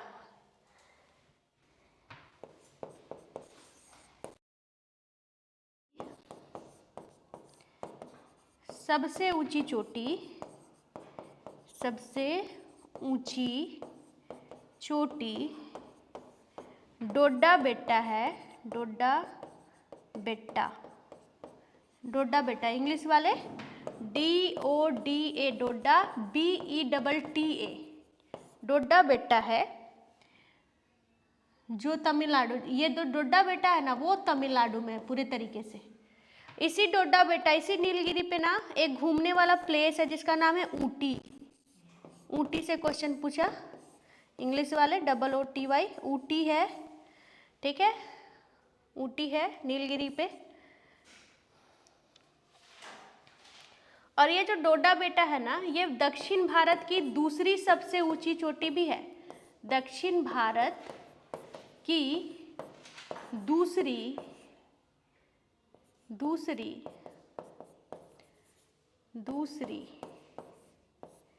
सबसे ऊंची चोटी, ये भी लिखिएगा। एक टेस्ट के माध्यम से हम आप लोग को नेक्स्ट बार जितना भी चीज़ लिखवाए हैं उसको आप लोग एक बार रट के आइएगा। एक टेस्ट के माध्यम से हम पूरा क्लियर करा देंगे कि पिछले जो 5 साल 6 साल में है, इस चैप्टर से पर्टिकुलर आपको कितना क्वेश्चन मिल जाएगा। मैच द फॉलोइंग कह लीजिए, ऊंची चोटी कह लीजिए, अभी क्या है एकदम बच्चे की तरह एक एक पॉइंट बता रहे हैं, है ना। नेक्स्ट वाले में जब आएंगे ना तो हम 10-12 क्वेश्चन शुरू में ही लेके आएंगे, जैसे आज इंडस वैली करवाने वाले वैसे ही उसको आप लोग देख करके खुद से लगाइएगा। जब खुद का दिमाग लगता है ना तो लगता है कि हाँ अब तो आ गया, जैसे होगा कि हाँ ये सही बताए, तो एक कॉन्फिडेंस होता है। ठीक है, तो वो गेन करना है हम लोग को एग्जाम के पहले तक। ठीक है, तो बहुत सारा क्वेश्चन पूछा, जैसे 69th BPSC का क्वेश्चन क्या था, क्रम से सजाइए। तो भारत की सबसे दक्षिण में जो चोटी है ना उसका क्या नाम है, इलायची की पहाड़ी। हाँ, कहाँ पे है ये, तो ये वाला हिस्सा ना केरल का है। ये जो हिस्सा है ना वो केरला, सोचिएगा कि तमिलनाडु में होगा, नीचे वाला है तो ये भी केरल में है। अन्नामलाई का भी पर्वत केरल में है, लेकिन नीलगिरी पर्वत में आप केरला में भी देख सकते हैं और तमिलनाडु में भी देख सकते हैं, दिख रहा है ना। और ये ऊपर का हिस्सा कर्नाटक है, नीचे वाला बनाए तो ये वाला जो हिस्सा है ना ये जो है ये कर्नाटक कहलाता है। केरला के ऊपर क्या है, कर्नाटक है, यहाँ पे ये कर्नाटक है। उसके ऊपर जस्ट ऊपर जाएंगे कर्नाटक के, यहाँ पे जो जाएंगे तो क्या मिलेगा, गोवा। और ये वाला ऊपर क्या मिलेगा, महाराष्ट्र। महाराष्ट्र के ऊपर जाएंगे तो क्या मिलेगा, गुजरात। गुजरात के ऊपर जाएंगे तो क्या मिलेगा, राजस्थान। तो ऐसे चलता जाएगा, है ना, भारत का ऐसा हिस्सा चलता जाएगा। तो पहाड़ है तो पर्वत एक ही जगह पे नहीं रह सकता, जरूरी नहीं है कि एक ही जगह पर रहेगा। तो भारत के 3 जगह पर है, लेकिन डोडा बेटा जो है वो है तमिलनाडु में, इसीलिए तमिलनाडु के नाम से ही नीलगिरी को 1 लाइन फैक्ट पहले देता था ना तो उसमें सीधे पूछे कहाँ पर है, तो जानबूझ के 3 ऐसा ऑप्शन देगा जो कहीं नहीं टकराएगा। जैसे नीलगिरी कहाँ है और ऑप्शन क्या बना देगा, जो खराब टाइप का जो क्वेश्चन बना रहा है, जैसे मित्र पर गमछा झाड़ वाला जैसे बना रहा है, तब बना देगा महाराष्ट्र, गोवा, तमिलनाडु, गुजरात, ऐसे बना दिया। तो तमिलनाडु लगा के लोग आ जाते थे। लेकिन बहुत अच्छा एक क्वेश्चन पूछा कि नीलगिरी कहाँ है। ठीक है, ऑप्शन बनाए केरला, कर्नाटका, तमिलनाडु। ठीक है, उपरोक्त में से सभी, उपरोक्त में उसके बाद होता है ना ऑप्शन A, B, C सही, और नहीं ऑप्शन A, B, C सही, ऑप्शन 2 और 3 सही, ऐसे। तब कंफ्यूजन क्रिएट हुआ पहली बार, नहीं तो लाइनर में तो किसी को कंफ्यूज ही नहीं होता है। तो 69 और 68 का जो क्वेश्चन है ना, वो सिर्फ और सिर्फ ऑप्शन का खेल था। पढ़ा था सब, लेकिन जो बोला ना 1 2 3 सही, 2 3 सही, 4 5 ऐसे करके जो पूछता है ना, आधा आदमी कंफ्यूज हो जाता है।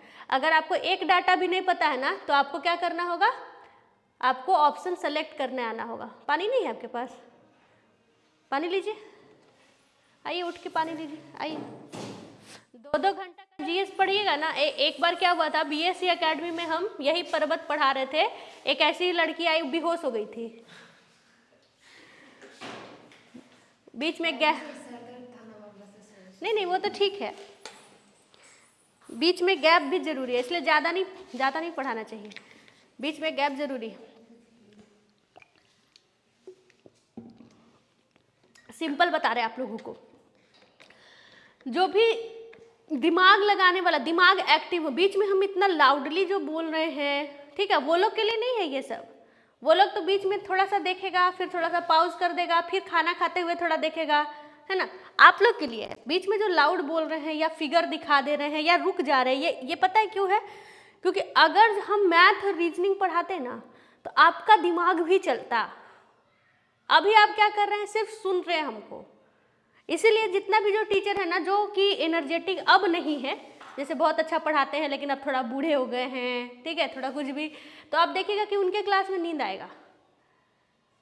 तो जब भी कुछ ऐसा लगे कि नहीं ओवर हो रहा है, क्योंकि पहाड़, माउंटेन, झरना, कौन लड़की पसंद करी, बात कुछ अच्छा फोटो वोटो दिखाओ, थोड़ा पिज्जा बर्गर ये सब ठीक है, थोड़ा है ना, घूमने के लिए सोच है। हाँ घूमने के लिए अच्छा है। देखिए सब लोग घूमने जाना चाहता है, ठीक है, लेकिन क्वेश्चन यहीं से पूछेगा, 1000 बार पूछ चुका है, पश्चिमी घाट और पूर्वी घाट को मिलाने वाला पर्वत, पूरा मिलाने वाला दर्रा, तमिलनाडु में जो ये जो पश्चिमी घाट है, ठीक है, पश्चिमी घाट है, वो कहाँ कहाँ से होकर के गुजरता है, दिए गए में से कौन सा घाट है जो कि कंटिन्यूअस है या कंटिन्यूअस नहीं है। तो जो कंटिन्यूअस है उसका नाम है पश्चिमी घाट, ठीक है, और जो डिसकंटिन्यू है उसका नाम है पूर्वी घाट। तो हाँ, ऑप्शन से छांट के हटाइए। चलिए आज के लिए यहीं रोकेंगे, टेस्ट ले लेते हैं, ठीक, नहीं तो पता चला फिर बेहोश हो गई। 10 मिनट में आप लोग देख लीजिए।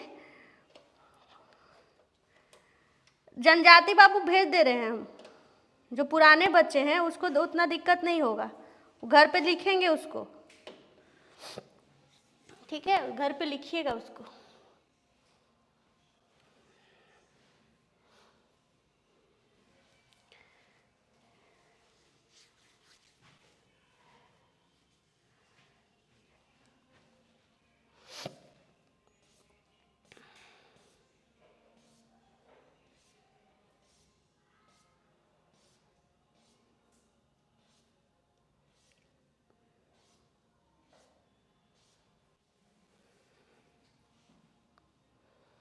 नाम ये लोग से पता नहीं, नाम से भी इम्पोर्टेंट, 70th बीपीएससी नहीं, 70th बीपीएससी तो खत्म हो गया।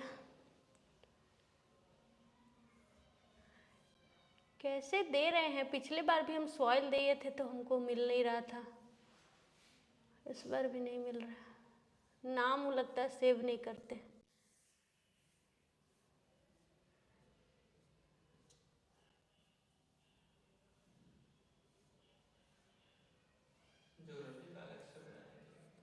नहीं, उनको दे के आए थे ना, नाम लिखे होंगे, पता नहीं क्या लिखे।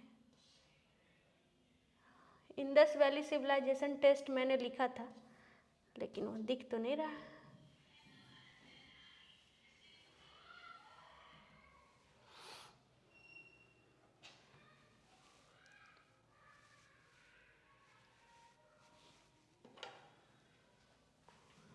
सब तो आप लोग का काम का नहीं है।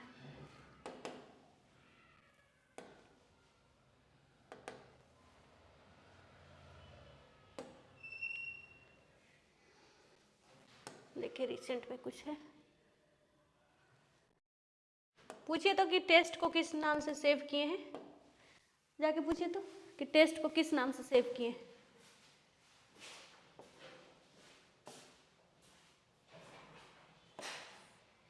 आप लोग के बड़ा काम का चीज़ है वो।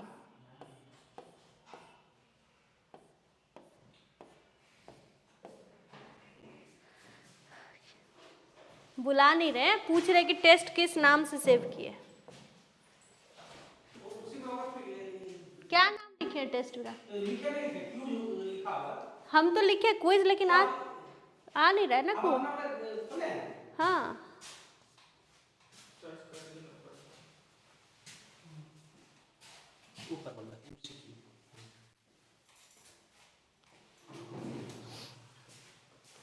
पहले 70वीं बीपीएससी का जो लाइनर क्वेश्चन है, ठीक है।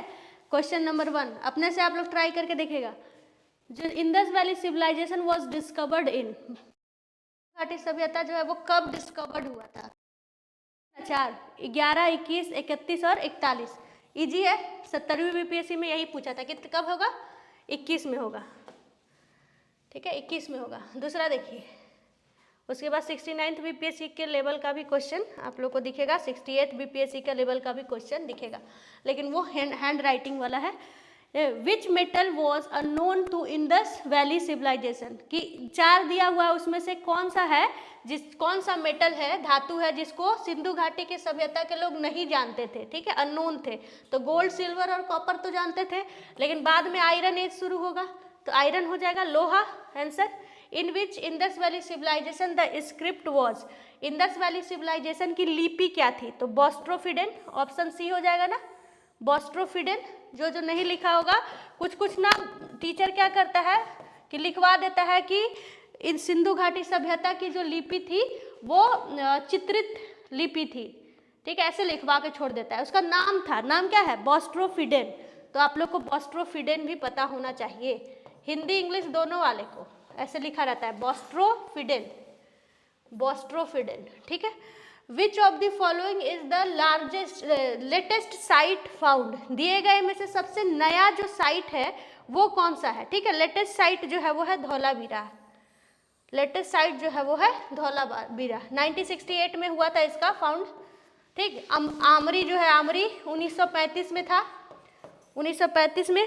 उसी तरीके से लोथल और कालीबंगा, ठीक है, 1955 में था ये, है ना, ये 1955 में था, ये भी लगभग 1966 के करीब है, ठीक। तो सबसे जो लेटेस्ट है वो है 1968, 1968 है। सबसे पुराना कौन है, 1935 वाला आमरी, इन ऑप्शन में से, ठीक है, समझे कैसा क्वेश्चन रहता है।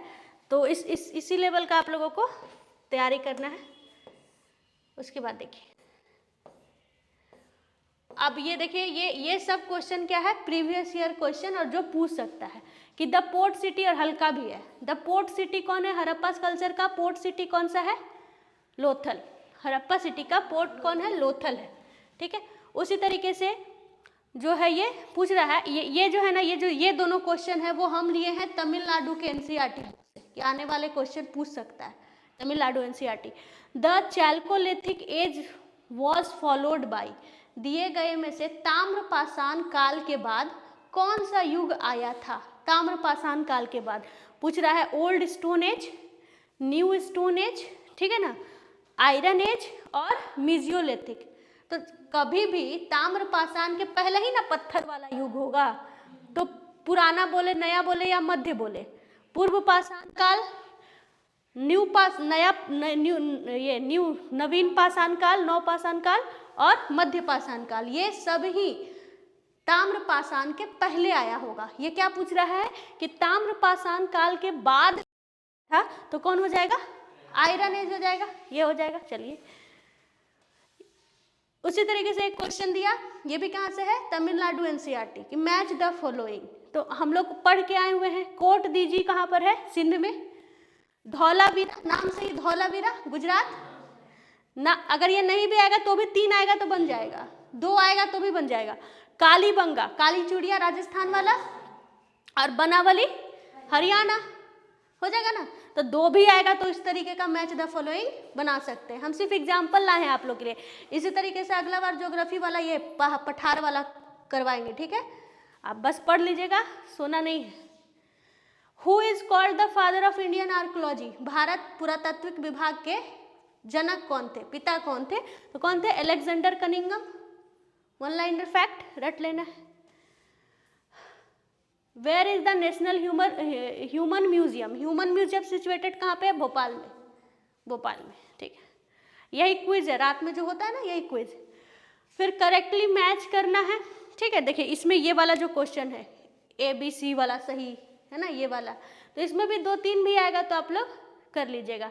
भीमबेटका केव हमेशा याद रखना है, हमेशा क्वेश्चन आता है, ये मध्य पाषाण काल का है, इसको एकदम माइंड में फिट कर लीजिए, ठीक। तो मेसोलिथिक पीरियड का है भीमबेटका, पैलियोलिथिक एज का है सोहन घाटी, ठीक है, सोहन घाटी पैलियोलिथिक, मेसोलिथिक जो है वो भीमबेटका, पैलियोलिथिक का हिंदी पाषाण काल, मेसोलिथिक का मध्य पाषाण काल, नियोलिथिक का नवपाषाण काल। नियोलिथिक जो है वो आपका बुर्ज होम, कुत्ता मालिक को साथ दफनाने का एज, ठीक है। चैल्कोलिथिक का मतलब ताम्रपाषाण काल हो जाएगा, तो ताम्रपाषाण बनास वैली नर्मदा घाटी वाला, तो इसको आप लोग करिएगा तो ये आंसर आ जाएगा 2 बी हो जाएगा, ठीक। 1 का 2, 1 का 4, 2 का 1, 3 का 2 और 4 का 3, ठीक है, 4 का 3। नियोलिथिक कौन बोले थे 2, मेसोलिथिक कौन बोले थे 1 भीमबेटका, और पैलियोलिथिक कौन बोले थे 4। तो इस तरीके से आपको ये भी हो जाए, सब नीचे लिखा हुआ है कब कब क्वेश्चन पूछा है। क्यों इम्पोर्टेंट है, क्योंकि हम इसको गेस किए हैं आप लोगों के लिए कि इसी पे ऊपर नीचे करके क्वेश्चन देगा। Which of the following Indian archaeologist first visited Bhimbetka cave, इनमें से कौन है जो भीमबेटका जो केव है मध्य प्रदेश वाला वहां सबसे पहले विजिट किया था। आंसर कौन हो गए, BS वाकनाकर। जो BS वाकनाकर है वो सबसे पहले कहाँ गए थे, विजिट किए थे भीमबेटका, ठीक है। भीमबेटका जाने वाले हैं वाकनाकर जी। भीमबेटका इज फेमस फॉर, देख रहे भीमबेटका से कितना हम क्वेश्चन लाए हैं, क्योंकि भीमबेटका से पूछता है हर बार एक क्वेश्चन, तो उसको माइंड में आप उसका जितना फैक्ट है भीमबेटका से उस सब को रख लीजिए। भीमबेटका किस चीज़ के लिए फेमस है, रॉक पेंटिंग, रॉक पेंटिंग पत्थरों पे जो चित्रकारी किया हुआ है उसके लिए। The earliest evidence of agriculture in Indian सब कॉन्टिनेंट कम्स फ्रॉम, ठीक है। तो सबसे पुराना जो है, देखिए क्या किया, सबसे पहले मेहरगढ़ आंसर देता था, ठीक है। उसके बाद क्या किया कि UPPCS दो बार क्या किया कि लहुरा देव, क्योंकि कहाँ है उत्तर प्रदेश में, ठीक है। तो उत्तर प्रदेश ने एक ट्रेंड चलाया, अब लहुरा देव देता है। तो याद क्या रखना है कि अगर हम सन ईस्वी से देखें तो ये जो है ना ये 7000 से 9000 के करीब था, लेकिन ये 5500 वाला ही है, 6600, 5500 से 6600 के बीच में। तो अगर दोनों ऑप्शन में रहेगा तो लहुरा देव हो जाएगा, और जिस तरीके का क्वेश्चन पूछ रहा है लहुरा देव ऑप्शन में ही नहीं रहेगा तो ऑलवेज मेहरगढ़, ठीक है। कृषि का प्राचीनतम साक्ष्य कहाँ से मिला है, ऑप्शन में अगर लहुरा देव मेहरगढ़ दोनों रहेगा तो लहुरा देव आंसर, और अगर लहुरा देव नहीं रहेगा तो कौन सा आंसर, मेहरगढ़, ठीक है। एक और इसी पे क्वेश्चन पूछा था, इसमें नहीं है लेकिन बता देते हैं, पूछा BPSC 68, ठीक है, 66 का री एग्जाम, जिससे एक भी बच्चा नहीं निकला था, औरंगाबाद वाला, एक सेंटर पे वहां भी धांधली हुआ था तो औरंगाबाद में री एग्जाम लिया था। तो 66 BPSC में एक क्वेश्चन पूछा था कि दिए गए में से कहाँ एग्रीकल्चर कृषि और पशुपालन का साक्ष्य मिला है, दोनों का। जब कृषि और पशुपालन दोनों पूछ रहा है मिला के, तब मेहरगढ़ हो जाएगा, ये याद रखिएगा। उसमें ऑप्शन था मेहरगढ़, आप देख लीजिएगा, ठीक है। ऑप्शन क्वेश्चन दोनों बता दिए, एग्जाम का नाम भी बता दिए, 66 औरंगाबाद वाला री एग्जाम, ठीक है। आप लोग चाहे तो उसको देख सकते हैं। The first human fossils found which river, किस नदी घाटी में पहला ह्यूमन का अवशेष मिला है, आंसर नर्मदा वैली। बहुत सारा क्वेश्चन आप लोग जानते नहीं होंगे लेकिन कर लीजिएगा। कहाँ डाल देंगे, आपके ग्रुप पे डाल देंगे, ठीक है। The first serial used by man was, मनुष्यों के द्वारा पहला कौन सा जो है वो खेती किया गया था, कौन से अनाज को उगाया गया था, तो जौ और गेहूं, तो पहले जौ तब गेहूं, ठीक है, तो जौ हो जाएगा answer. Which of the following site has yielded skeleton of the dog along with human skeleton in burial, मानव के साथ कुत्ते को दफनाने का, कब्र में दफनाने का जो प्रमाण है वो किस साइट से मिला है, बुर्ज होम। कहाँ है बुर्ज होम, जम्मू कश्मीर में, ठीक है। बाद में चलकर आपको ये भी रोपड़ में भी मिला है, रोपड़ कहाँ है, पंजाब में। कुत्ते और मालिक को साथ में दफनाने का एविडेंस, ये न्यूलिथिक का है, बुर्ज होम। देखिए ऊपर में क्वेश्चन था। और हड़प्पा सभ्यता का एक क्वेश्चन आएगा ना कि कुत्ता और मालिक को कहाँ दफनाने का साक्ष्य मिला है, तो कहिए रोपड़, रोपड़ पंजाब, दोनों वहीं लिख लीजिएगा। हम इसका वीडियो डाल देंगे आप लोग के ग्रुप में, याद से लिख लीजिएगा। सारा बोल बोल के हम लिखवा देते हैं आप लोग के जाने के बाद। अभी 11 बजे जो आप लोग जाएंगे उसको हम डाल देंगे आपके ग्रुप में, आप अपना नंबर हमें दे दीजिएगा, ठीक है। उसके बाद से ऐसे ही,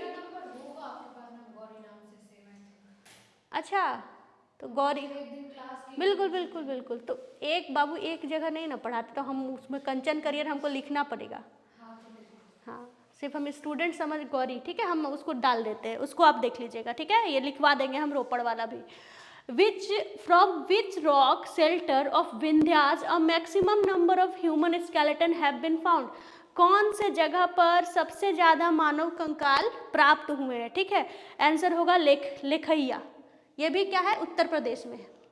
लेकहिया में सबसे ज्यादा मानव कंकाल प्राप्त हुए, वो कर लीजिएगा। अब देखिए ये है 69 को कैसे फंसाया था। 69 बीपीएससी में किस तरीके से सिर्फ ऑप्शन में फंसाएगा। तो हम यहाँ पे 2 क्वेश्चन डाल दिए हैं लिख करके, ताकि आप लोग को दिक्कत ना हो कि इस तरीके का भी क्वेश्चन पूछेगा बीपीएससी यूपीएससी दोनों में। Which of the following is the largest Indian site of Indus valley civilization. Bharat में प्राप्त सबसे बड़ा जो इंडस सिविलाइजेशन है वो कौन सा है। तो अगर इस तरीके का ऑप्शन देगा मोहनजोदड़ो, राखीगढ़ी, लोथल और कालीबंगा, तो राखीगढ़ी हो जाएगा, ठीक है। लेकिन हाल ही में यूनेस्को ने क्या किया है, प्रमाणित किया है कि आपको यहाँ नहीं लिखा हुआ है आपको, ये क्या नाम है जी, गुजरात वाला धौलावीरा। यूनेस्को ने धौलावीरा को सबसे लार्जेस्ट साइट डिक्लेयर किया है। तो यूनेस्को ने किया, भारत ने नहीं किया। तो अभी आए इसलिए इसको डाले हैं। तो अभी आएगा तो क्या आंसर दीजिएगा, राखीगढ़ी। कब पूछा, इस बार जेपीएससी का क्वेश्चन है ये, इस बार वाला जेपीएससी का क्वेश्चन है, ठीक है। तो अलग अलग पीसीएस का क्वेश्चन देखते चलना है। इन द साइट सातुगरी एंड मुंडीगा काग इज सिचुएटेड इन, अब इसको देखिएगा, कंट्री का नाम दिया है इंडिया, पाकिस्तान, अफगानिस्तान और ईरान। तो क्या ईरान तक तो फैला ही नहीं था ना, कहाँ तक था जो इंडस वैली सिविलाइजेशन था, अफगानिस्तान, पाकिस्तान, भारत, अब भारत में भी अधिकतम यूपी तक। तो यहाँ पर तो ईरान छट जाएगा, ठीक है। तो ये सबसे जो है, ये जो सतुगरी और मुंडीकाग 2 ही प्लेस मिला है अफगानिस्तान में, ओनली 2 साइट्स फाउंड। तो इसको याद रख लीजिएगा कि अफगानिस्तान में, ठीक है। ये देखिए बोन ऑफ हॉर्स 69 का क्वेश्चन है कि घोड़े की हड्डी का साक्ष्य कहाँ से मिला है। तो कहाँ से मिला है, सुतकोटदा। कहाँ से मिला है, सुतकोटदा से मिला है घोड़े की हड्डी का साक्ष्य। Which of the following is are correctly match, ठीक है। इधर 4 साइट्स का नाम दिया है, 4 नदियों का नाम दिया है, पूछा है 1 और 2 सही, 2 और 3 सही, इस तरीके से। इसमें आप लोग फंसिएगा अगर आपको नहीं आता है तो। हड़प्पा जो है वो किस नदी के किनारे है, बताइए, रावी नदी के किनारे, गलत हो जाएगा ना, इंडस दिया हुआ है। मोहनजोदड़ो किस नदी के किनारे, सिंधु नदी के किनारे, रावी दिया हुआ है, देखिए ऊपर नीचे किया है। लोथल जो है वो किस नदी के किनारे, भोगवा नदी के किनारे, है ना। और धौलावीरा जो है वो किस नदी के किनारे।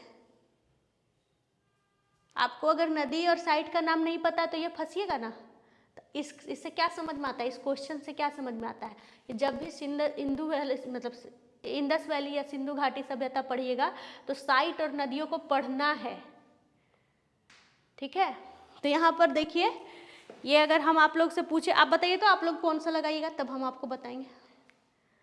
एक भी नदी का नाम नहीं पता रहेगा, फंसिएगा बहुत जोर का। A and 2 right, 1, 2 and 3, only 3 and 4 right, 3 and 4 rights। बताइए कौन सा सही,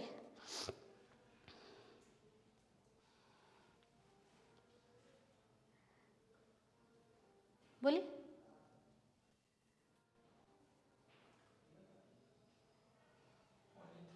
only 3 सही, सब लोग only 3 सही।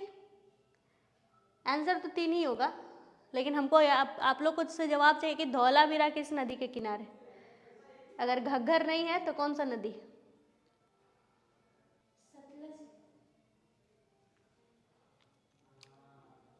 हालांकि हम आपके ये टीचर नहीं हैं, हिस्ट्री के टीचर नहीं हैं, लेकिन आप लोग का होमवर्क है इंडस वैली सिविलाइजेशन और विथ उसका नदी, ठीक है। ओनली 3 होगा। क्या होगा आंसर? ये कुछ क्वेश्चन था बताने के लिए कि हाँ बताइए। यही तो आपको हम होमवर्क दिए हैं, ये तो हम आपको दिए हैं अब आंसर, ये BBI। बाकी तो हम बता ही दिए कि हड़प्पा रावी के किनारे, मोहनजोदड़ो इंडस के किनारे है, और लोथल जो है वो भोगवा। धौलावीरा किस नदी के किनारे है, ये है आप लोगों का होमवर्क। और ये होमवर्क कहाँ आप लोग को देना है? ग्रुप पे, क्योंकि अभी जो वीडियो बनाएंगे जस्ट उसमें भी तो यही क्वेश्चन रहेगा, तो वो लोग तो कमेंट करेगा, आप लोग चारों बच जाएंगे, ठीक है। आप लोग चारों बच जाएंगे, तो ये आप लोग का क्या है? होमवर्क है। उसी कमेंट के नीचे आप लोग कमेंट सेक्शन में आप लोग देंगे। पहले पूरा पढ़िए फिर, और ये नहीं, ऐसा नहीं है, 3-4 और पूछ देंगे आप लोग से, जब नदी ही पढ़ा रहे हैं तो। चलिए ये वाला मेरा हो गया।